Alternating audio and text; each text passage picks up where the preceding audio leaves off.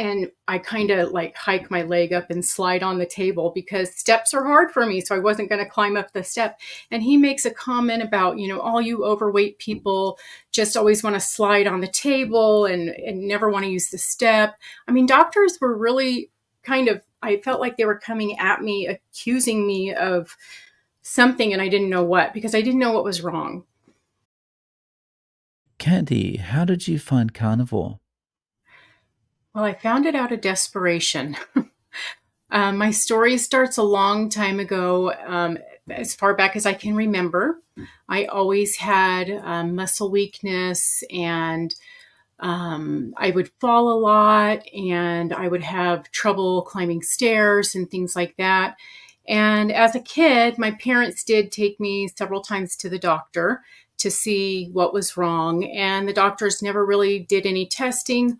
All they did was tell my parents, oh, she'll just grow out of it. She's just, growing pains, I guess. She's a little clumsy. So I grew up thinking I was just clumsy and unathletic, and that it would just eventually go away, which it never did. It just progressively got a little bit worse over time. I remember one time when I was in junior high, and we were having PE class, and they'd have you run laps, and the PE teachers called me over there and was like, why can't you run? So I always felt like people were coming at me, accusing me of what are you doing, why can't you do these things? And I didn't know what to say, because I was always a great student and always wanted to do my best at everything. But for some reason, I just was not athletic. I could not do things like that. And I just had no idea why. So basically, throughout the years, I just kind of gave up ever trying to exercise or do any kind of sports or anything like that, because I couldn't do it. And it just would progressively get worse over time, which would also lead to weight gain because I basically stopped trying. And come about 13 years ago, I did decide that I was going to get bariatric surgery because I had tried all kinds of diets. I tried Atkins when it was out, and that was the only thing really that helped me lose weight. I remember losing 20 pounds in 2 weeks, but this was back in the year 2000, and I don't know why I didn't stick with it. I was younger and I just didn't stick with it, but that was always my go-to. Anytime I knew that I needed to start losing weight, I would always go back to dropping the carbs. But between all these years, I did, Weight Watchers and Jenny Craig and Atkins. I did the Atkins diet and just anything you can think of, juicing, crazy juice diets with peppers and all kinds of stuff, and it was awful. But anyway, so I decided eventually my weight had gotten up to 280 pounds, almost 280. That was the highest I had seen on the scale. I am sure that it was probably higher than that, but when you're that fat, you're not going to step on the scale all the time because you don't want to see the number because it's embarrassing. So not only was my muscle weakness progressing, but I was gaining a lot of weight. And that led me to think, well, this is when the lap band was really big. So I was going to get the lap band. And I started going for testing. When you get the lap band, they would make you go through certain things, like the heart test and all different things. So I was meeting with a doctor one time, and I remember him saying, this was for the lap band. So I remember the doctor saying to me, how many flights of stairs can you climb up without getting out of breath? And I told him, well, one. And he's like, shocked, one? What's wrong with you? And I'm like, well, I don't know what's wrong with me. This has been this way my whole life. And then I go to get on the exam table, and I kind of like hike my leg up and slide on the table because steps are hard for me. So I wasn't going to climb up the step. And he makes a comment about, all you overweight people just always want to slide on the table and never want to use the step. I mean, doctors were really I felt like they were coming at me, accusing me of something, and I didn't know what, because I didn't know what was wrong. And one time I was getting an exam for a physical exam for a job, and the doctor was testing my reflexes, and I had no reflexes. And why don't you have any reflexes? And I'm like, I don't know. I don't have any idea why I don't have any reflexes. So like my whole life, these doctors are always like dismissing my symptoms and kind of accusing me of, well, I felt like they were accusing me, of, faking it or something. So I just would keep quiet. I wouldn't even bring up the issues that I was having anymore. So fast forward to probably the year 2017. I had already had the lap band, or not the lap band. I ended up not getting the lap band. I ended up getting the gastric sleeve. I went from about 280, and the lowest I seen was 185, and that was probably about 7 months after. And immediately I started gaining weight back. And the problem with this gastric sleeve is when you don't address your food issues, you learn how to eat around it. So, you can eat a lot of chips because those things crunch up to nothing in your stomach, but you try to eat the meat and it really fills you up. So you go to the things that are bad if you're still hungry. So I started gaining all this weight back. And come around the time of COVID, when that hit, I was back up to about 235 pounds. So and at this time also my symptoms were progressing. I was falling a lot more. So the heavier I was, my knees would give out and I'd just fall.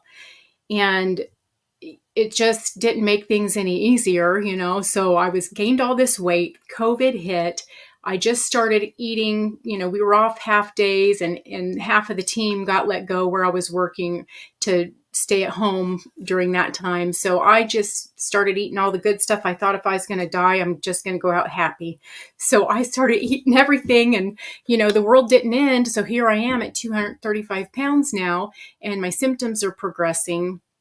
And I thought I have to do something about it. This is ridiculous. So I'm like everybody else, I go online and go to YouTube and start looking at all the videos. And I used to watch a lot of low carb videos, and that just led to keto videos, which led to carnivore videos. So I think the first ones I seen was that the first videos that I saw with carnivore were probably Dr. Ken Berry. And I just decided, well, I'm going to try it, So I did try, but I half-assed it. So I was starting to do carnivore. I was starting to do fasting because I also was watching Jason Fung's videos. But with that, even just, half-assing it, I did lose some weight and I got down to 165. So it helped me lose a bunch of weight and I got down even further than with the bariatric surgery. So then I ended up getting the virus. So once I had COVID, I don't know what it was about COVID, but it made me gain weight. It was really bad. I was so hungry. I had never felt such like a sore throat in my entire life. It was the worst sore throat, but my stomach would not stop growling like I was constantly hungry. I gained 10 pounds in that week that I was sick with COVID. And after that, I just progressively started gaining no matter what I did. And I could not get back down to lose weight. So again, I start going off the rails and eating junk and started gaining weight back. So I got back up. In this January, I was 209 pounds. And now let me backtrack. I forgot to tell you this. So when I finally, this was before I got COVID, but I finally decided, because of the fact that I could feel that my muscles were getting weaker and whatever was wrong with me was progressing. I, would search online, and I kind of in my mind made up like a self-diagnosis that I had muscular dystrophy. Like that has to be it. It has to be some kind of muscular dystrophy. So I decided to make an appointment with a neurologist because I was having a lot of headaches. And at that time, I decided, well, and it took a lot of courage for me to build up to even voice my concerns about it, because of the fact that everybody, I felt like, had just dismissed my symptoms and never really wanted to look into it. So I remember I was at the end of the meeting with the doctor talking about my migraines that I was having. And I decided, because I had looked online and seen like these muscle diseases a lot of times deal with neurology, that I was going to bring it up to him. So I let him know what was happening with, my legs, basically mostly my legs, and how, the minute I start exercising, they become really weak, or going upstairs and they cramp. And so he briefly, went over, looked at me and kind of asked my symptoms and stuff. And then he said, well, it's some kind of myopathy, and you may never know what it is. And so I went home and I didn't ask anything else. And then I started thinking about it, and I thought, okay, I'm really going to push this guy, because at this time I'm almost 47 years old. So this was 3 years ago. So I'm almost 47 years old. I'm thinking it's time that I find out, because I know that I'm just not lazy. I'm not a lazy person. So I finally, the next appointment, pushed him a little further and was like, okay, well, is there some kind of testing that I can get? Can I get a biopsy so we can see what kind of, muscular myopathy this is? And he told me no. He said that he wasn't going to do any testing, that, he didn't do that there, any kind of biopsies. And why would I even want to know what it is? Because the only reason why I would want to know is because to see if I would pass it on to my kids. And I'm done having kids at this point. So what is the concern? It doesn't matter. And I just, that really like took me back, and it hurt my feelings. And I thought, well, this is just crazy that these doctors don't even want to look into these symptoms. So I ended up switching insurances, thinking, okay, well, I'm not going to deal with these people anymore. I'm going to pay the more expensive insurance, and I'll go to another place and we'll start it again. So then COVID hit, and all my appointments with the new doctor were canceled, and I had to wait like a year and a half, another year and a half, to even be able to be seen. And they did finally, when I got to talking to them, we were doing virtual consults. And the neurologist at that time was like, well, let me send you for these testings where they put the little electrodes on you. I can't remember what it's called, but they put electrodes on my legs and on my arms, and they did little pulses and had a machine read the symptoms. So it came back that it was not a muscular dystrophy, that it was some kind of lower motor neuron disease, but they didn't know what. So I then let me see if I get my train of thought. So it was some kind of lower motor neuron disease. Now, at that point, I didn't really hear back from them. So I waited a month or so, and I called them and I asked them, is there anything else I can do? And they said that, we could do genetic testing, but it may never show any kind of result of any specific disease, because there's so many things out there. So I told him, yeah, do I have to get a biopsy? And nope, it's just drawing some blood. So I went in to get the blood drawn, and a month or so later, they had sent my blood to the Mayo Clinic, and it came back that I had spinal muscular atrophy. So all this time, all these years, these doctors just didn't look into these symptoms, and it was a simple blood test that could have been diagnosed, right? So I knew that I had spinal muscular atrophy at this point. And after that is when I got COVID and I started gaining more weight. So I got COVID, started gaining weight again. And then January of this year, I was 209 pounds. So I had been watching so many videos, and I ended up watching Dante Ferrigno's videos. And that led me to the video of him talking about sprinting, and how this doctor, Sean O'Mara, was saying that this is the best type of exercise. And I started thinking, well, what can I do? Because I can't run. So what are the things that I can do? So it also led me to think, about this disease that I have. I ended up getting approved for a treatment for the disease. Now, spinal muscular atrophy is a genetic condition, so there's no cure for it.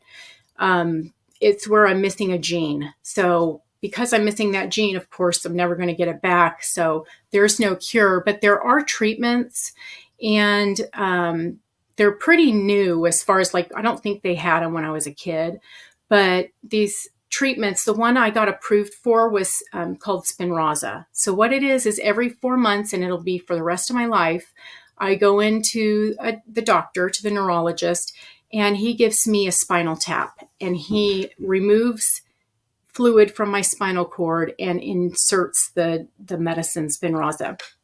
Now, this is not a cure, and it's not supposed to make you better. And they make that very clear, that it's only supposed to slow the progression of the disease. So it's a pretty invasive treatment. And after getting this, so many injections, I'm starting to think, how do they even know it's working? Because it's not like I'm seeing progress, so I don't know if I am halting the disease or what. So it just led me to think, why don't they do more testing to look at your muscles and look at how they are built and composed and all of that? So when I seen Dante's video with Sean O'Mara, he was talking about the MRIs and looking at the fat in your muscles and your visceral fat and all of that. So that just really struck a chord with me. And I thought, well, that's something that I could definitively see my muscle composition and see if it's getting better or staying the same, which is the hope. So I ended up contacting Sean O'Mara, and he agreed to see me. So I flew out to Minnesota with my husband and had some MRIs, and then immediately drove to his house after and I got the MRIs read, and he was pretty shocked. He had never dealt with anybody with spinal muscular atrophy. So it was, my composition is really bad. So I had a lot of visceral fat. I had a lot of fat around my heart, and I had a lot of fat in my muscles, the myosteatosis. So he gave me these strategies to use, which is the carnivore diet, which I had been off and on for a little bit, a couple of years since COVID had started, until I got COVID and gained some more weight. So I had been off and on the carnivore diet, but his strategy is carnivore diet, eat as best as you can. He prefers grass-fed, grass-finished, and then a little bit of ferments. So even though I'm eating a little bit of vegetables, it's maybe like a tablespoon, but they're always fermented. So it's just little bits of different ferments to get a variety of microbes in your gut. So I did this. So in April's when I went and got the MRIs. And then I followed up with him at the beginning of September. And the beginning of September, he did, I actually stayed I'm in California. So since he's established as my doctor now, I can have him refer me from Minnesota. So I ended up being able to stay in California and get the MRIs, and then just virtually they sent the results to him, and he read them, and he sent me a video going over the results, and it shows, that my visceral fat's going down, the fat around my heart's going down, and then the shocking thing is it looks like I'm growing muscle. So I don't know if it's the carnivore diet, because even though I have increased my exercise is not what other people's exercise looks like. So it's, I don't know if it's enough to grow muscle or if it's just the meat that I'm doing that's growing it, because we all need protein. So it was pretty shocking. It was really crazy for him to say that, looks like there's more muscle. And he even met with another doctor and shared the results with her, because she is more of a muscle specialist. And she agreed that, yes, it does, look like I'm growing muscle. So now it's just time to dive in head first even more. I started doing a lot of his strategies. It's not just the meat. But I think that has a lot to do with it, because I really increased my meat consumption. Wow. Yeah. Yeah. Congratulations. Thank I you. guess the important thing is it's great that you've got the results with the muscle coming back, but how are you feeling, like, Yeah, I'm feeling relative good. to yeah? Yeah, I'm feeling good. I don't notice a huge difference, but definitely I do notice a difference. I mean, it's not like night and day. It's not like all of a sudden I can run, and I don't ever think that I'm going to be able to like sprint. But like I'm ambulatory. I don't have to use any kind of assistance to walk or anything like that. So it's just I walk slow.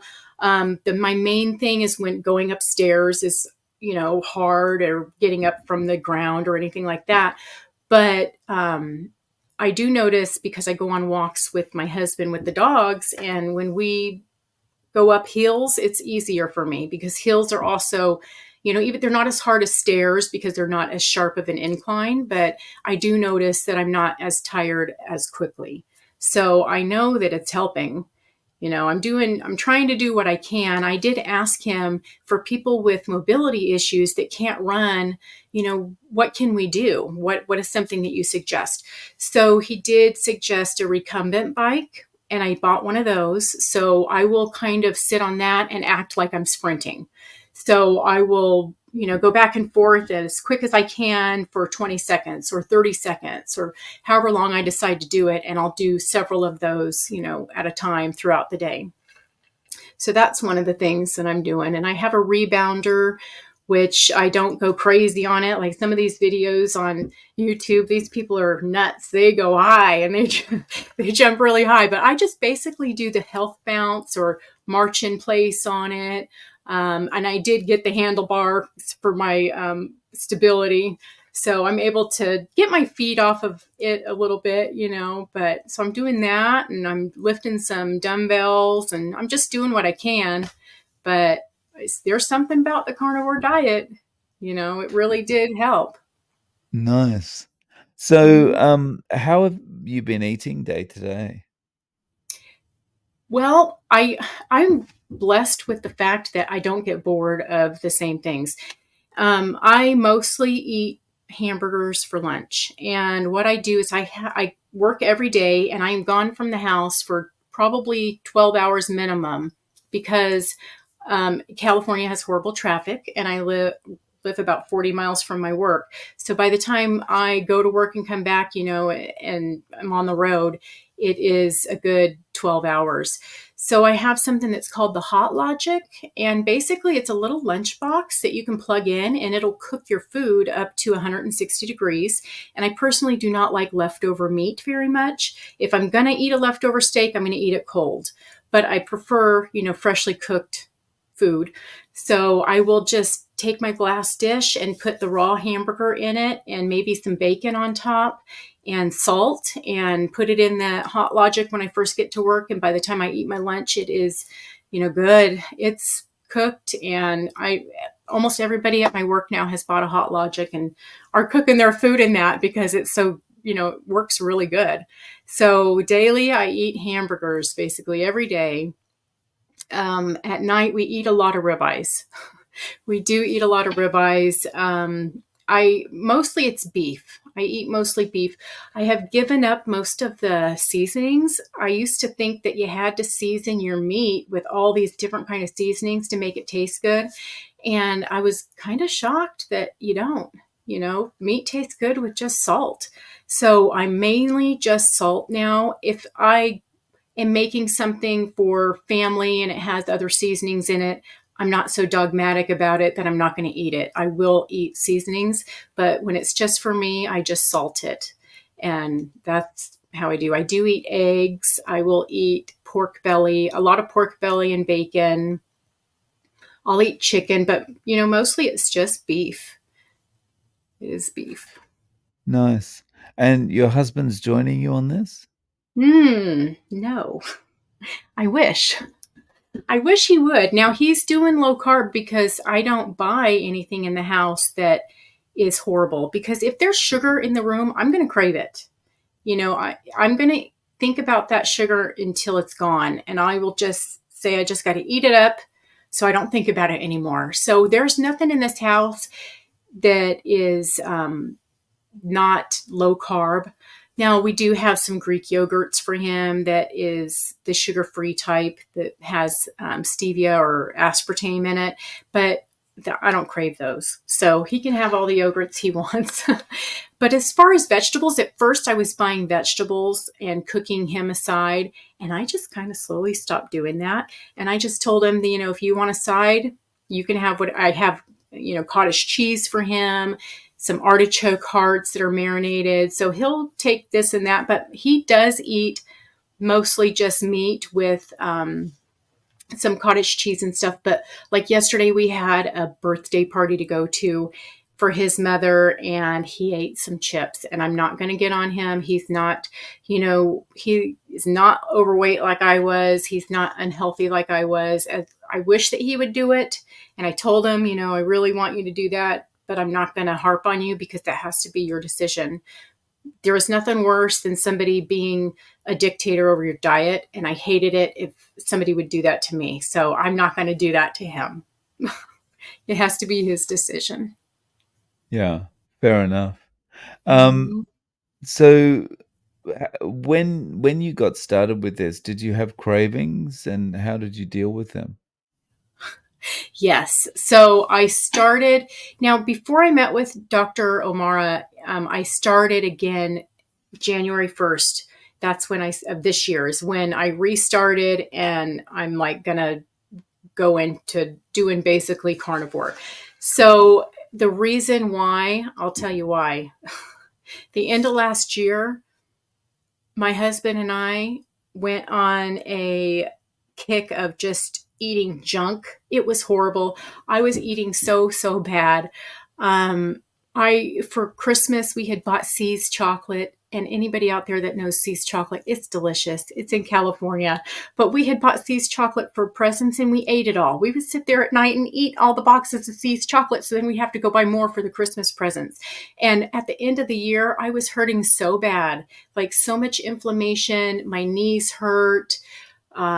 Just my whole body ached. And when I start eating crap like that for an extended period of time, a week or so, I just start feeling sick. Like I'm coming down with something, just on the verge of getting sick. And I know what it feels like. And I told him, okay, January 1st, that's it.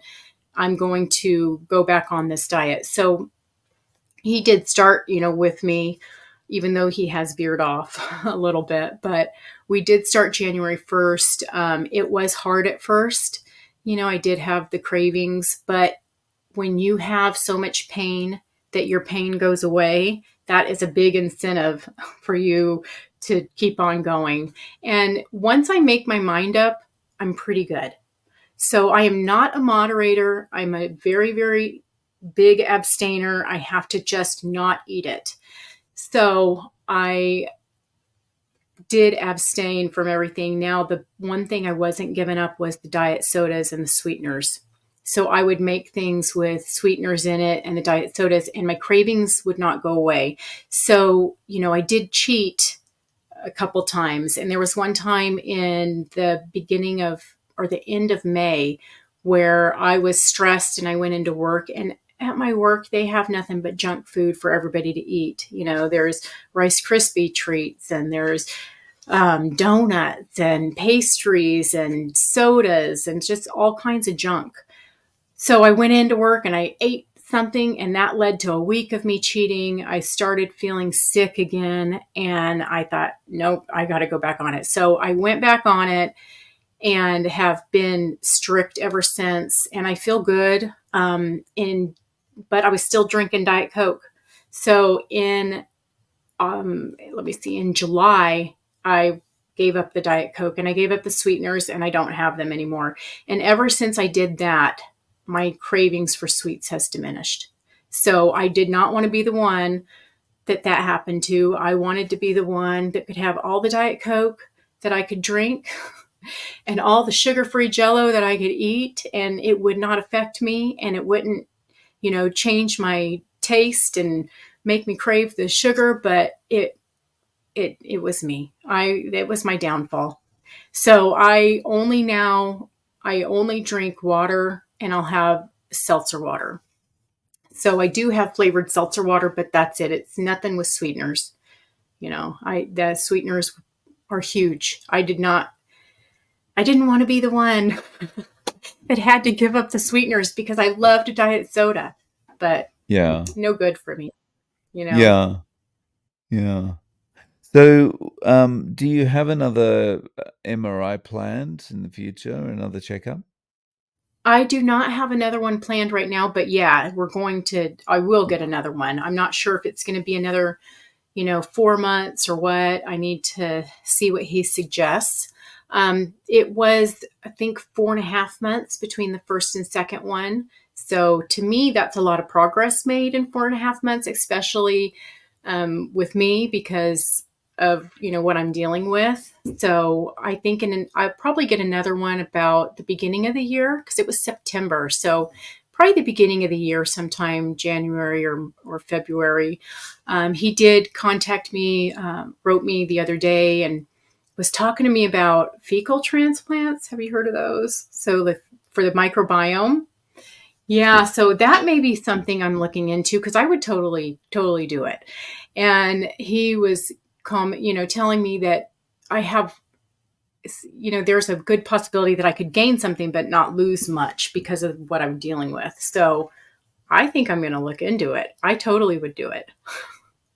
So I need to find a place around me that does it and see what it consists of. But this was just like a couple days ago, so I haven't really, really looked into it yet. Mm. It's nice to, after having an issue for so long, it's nice to finally feel like you're making some progress. And like, Hmm. 'cause, over a long Yes. period of time, you start Yes, to it feel is. like you're just losing hope, right?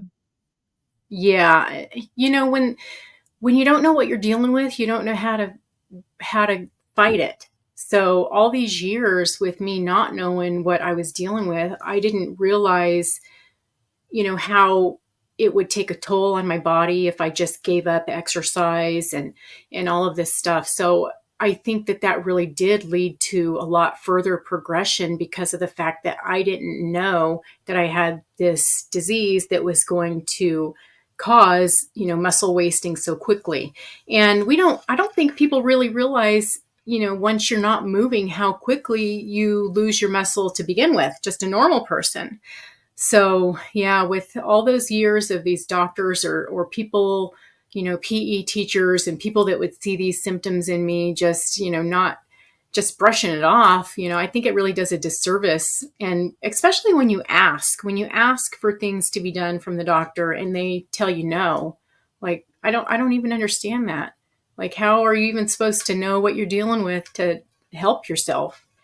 It's just weird. I think that sometimes these doctors are just so overwhelmed that they don't have time to look into it and they feel like they're never going to know. So why even bother? So I think it's not good.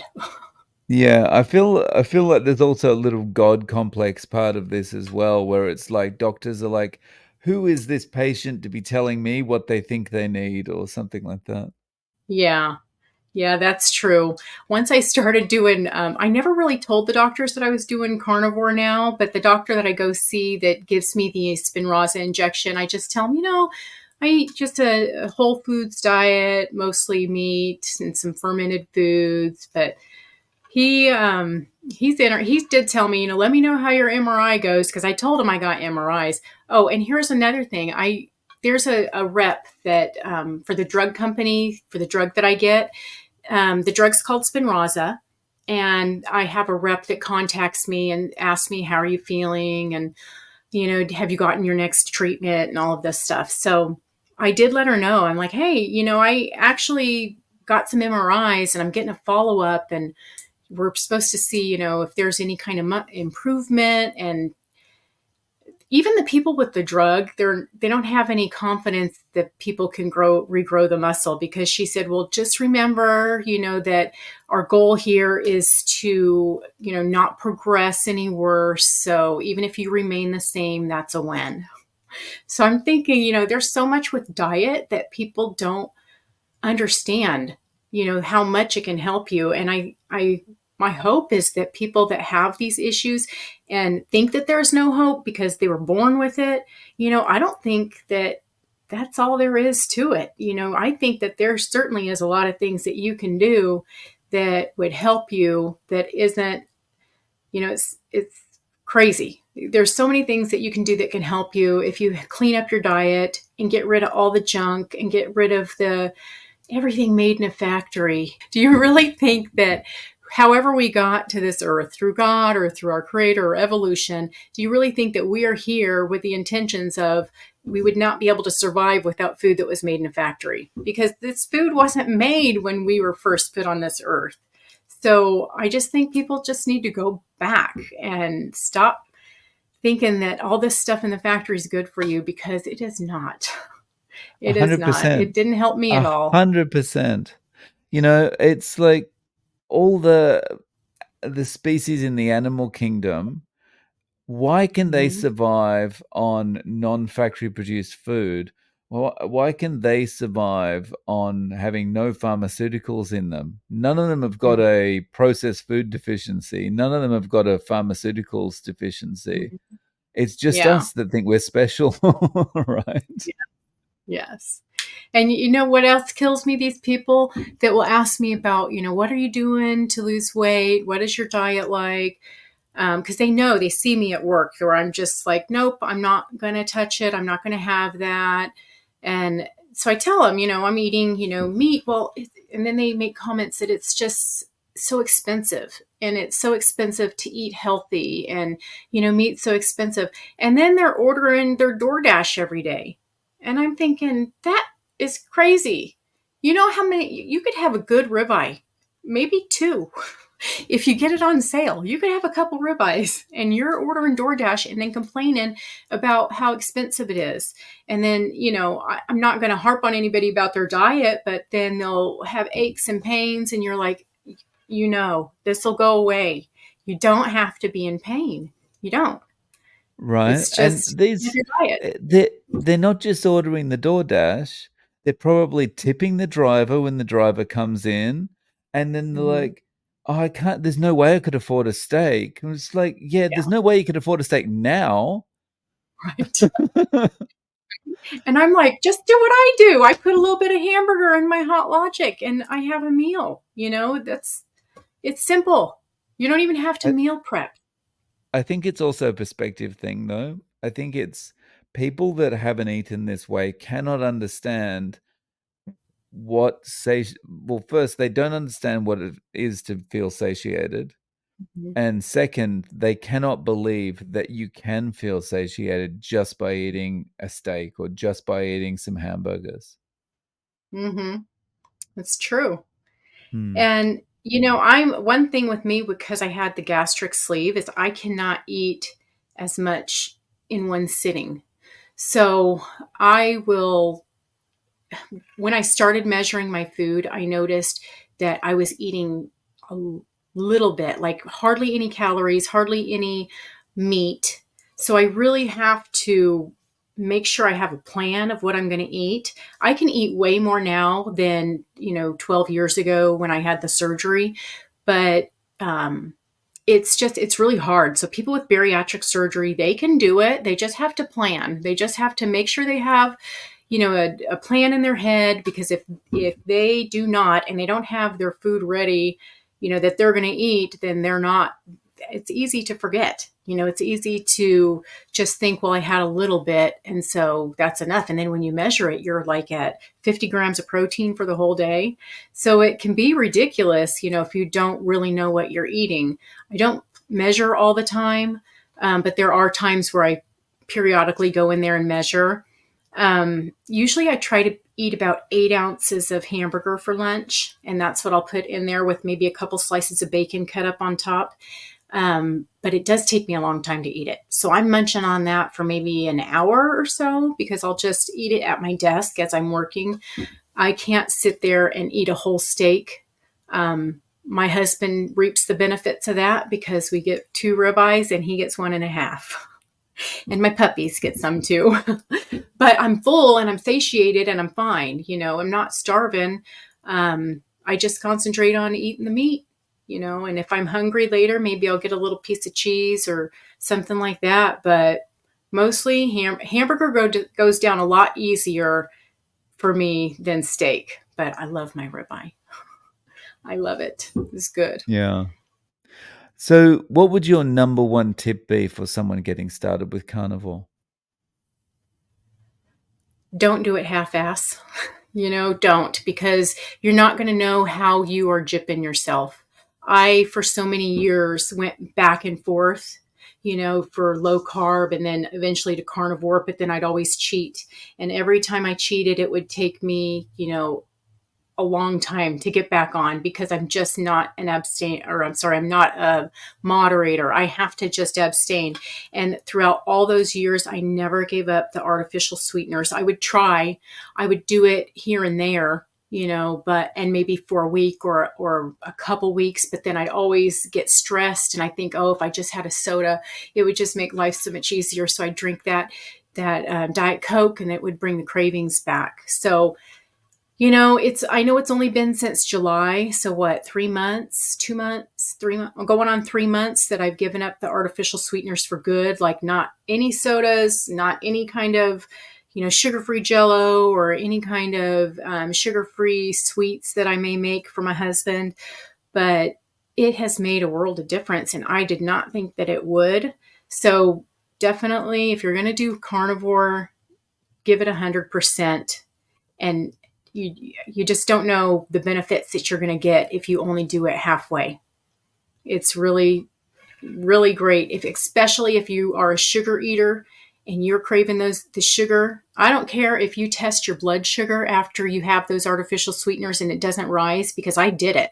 I have a keto mojo, and I would eat, my sugar-free dessert or sugar-free pudding or have a Diet Coke, and I would test my blood sugar, and I thought, well, it's not raising, so it's not affecting me, so I don't have to worry about it. And that was just one more way I could lie to myself to think that I didn't have to give it up.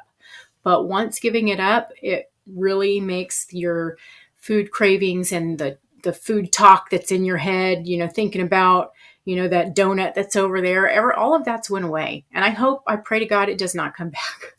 But so far, so good. And this is really the first time that since giving up fully the artificial sweeteners that I have not, really even craved and had to fight myself for not eating the snacks at work or anywhere else. Like yesterday, the party we went to, I could have eaten all kinds of stuff, chips and cookies and all kinds of stuff, but I didn't. I made some chicken wings and I ate a couple chicken wings, and that was it. And everybody else had their Italian food and their pizza and cookies and all that stuff. So give carnivore 100%, because you're not going to know the benefits you can reap unless you do it.